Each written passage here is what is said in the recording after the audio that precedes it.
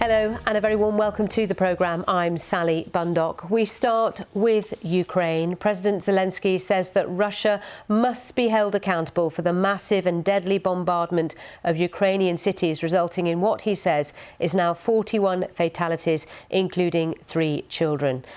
This is the scene now this morning, and following what's been a really busy night in the capital, Kyiv, where rescue workers have been scrambling to try and find any survivors. The main children's hospital was largely destroyed, with other facilities damaged, including a maternity hospital and college. 5 cities across the country have been attacked, but Russia has denied targeting civilian infrastructure, insisting the strikes had been aimed at military facilities. Here's our Ukraine correspondent, James Waterhouse. Frantic desperation on a Kyiv summer morning. People help with their bare hands at Ukraine's largest children's hospital. Even for a war-hardened city, this was a missile strike which broke the grueling rhythm of Russia's invasion. Some of the young patients were being treated for cancer, already fighting for their lives. They illustrate how these attacks don't discriminate. We were in the middle of surgery when the windows got shattered. The surgeon quickly covered the baby to save him. I want the world to stop this. These children are innocent. Tatiana had a near miss. We got here 5 minutes before it all started. Then, the search for survivors stops for another missile alert. An underpass acts as a shelter this time. Residential buildings were also hit in Kyiv. Here, bodies were recovered. Other cities were also attacked. On a visit to neighbouring Poland, President Zelensky promised a retaliation.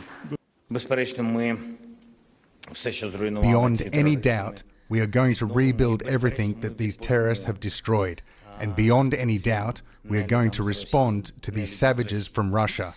Everybody who was injured will get the necessary help, and we pledge to work on bringing Russia to justice. Ukrainians often describe a daily weight on their shoulders. Sirens sound in cities like Kyiv all the time, and occasionally explosions will follow, and occasionally it's a big one. Now, you can see people singing as they're giving out water. Attacks like this don't really influence the battlefield, but what they are designed to do is terrorize and suppress the Ukrainian people.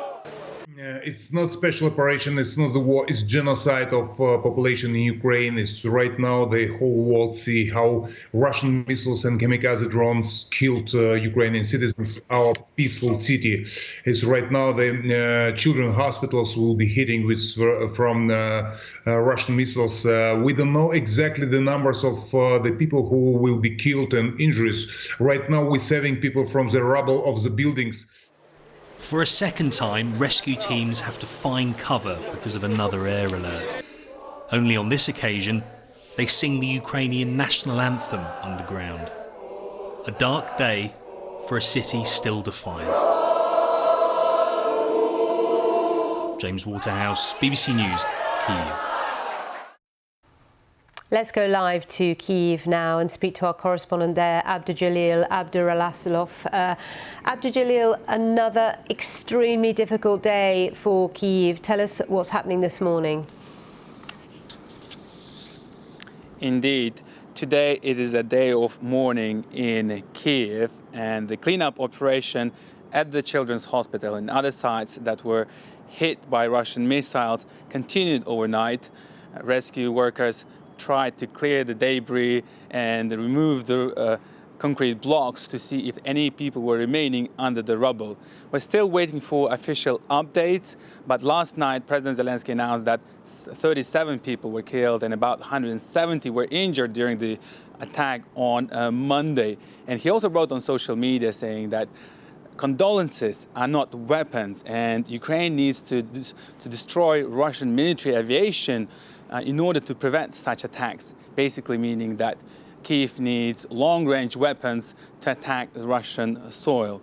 And also President Joe Biden has issued a statement condemning this attack and promising new measures to strengthen Ukraine's air defense systems. And this issue, the issue of air defense, actually is going to be quite high on the agenda of the NATO summit that is taking place today in Washington. And the attack that happened yesterday, it happened during the daytime, and Russia launched about 40 missiles. And according to Kyiv, 8 of them were not intercepted. Basically, Ukraine's air defense systems were simply overwhelmed, and therefore it is likely that President Zelensky is going to request more weapons, more systems like Patriot air defense systems in order to defend the Ukrainian cities. Now, many of the children in that hospital, which is Ukraine's biggest paediatric facility, were receiving critical care. What provision is for those children now? Yes, there were about 700 patients at that hospital prior to the attack, and most of them were evacuated to other facilities, other medical facilities in Kyiv and around the region. And we know that some of the children were injured, and the fact is that one of the worst affected parts of that building was the department where children were getting a dialysis treatment.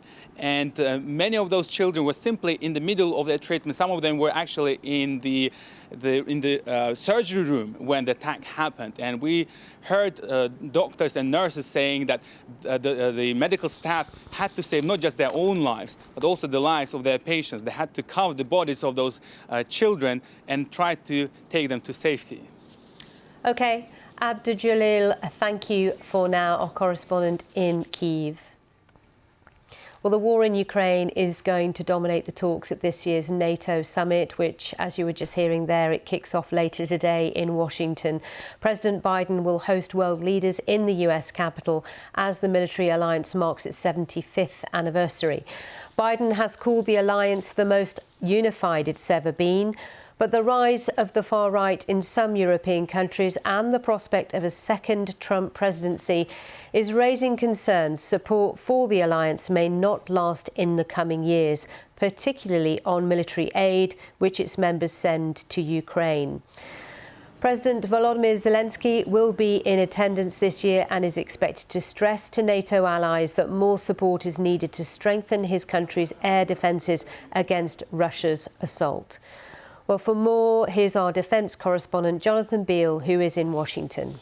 Jens Stoltenberg, the head of NATO, has managed to get allies to commit to spending another 40 billion, that's 30 billion pounds, $40 billion, on Ukraine's military support for the next year. What he hasn't been able to do is to turn that into a 5-year commitment, what's been called Trump-proofing that military support, and that is because of the political uncertainties.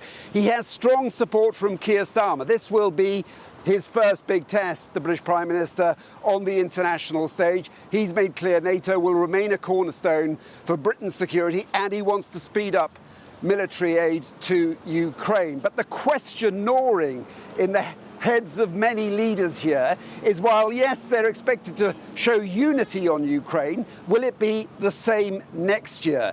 Especially if Donald Trump, a past critic of the alliance, a critic of giving weapons to Ukraine, is elected a second term. That is the elephant in the room. Jonathan Beale there. Well, for analysis, I was speaking to Matthew Kroenig, who's Vice President and Senior Director of the Atlantic Council's Scowcroft Centre for Strategy and Security, about how Europe's changing political landscape could impact the discussions at this NATO summit.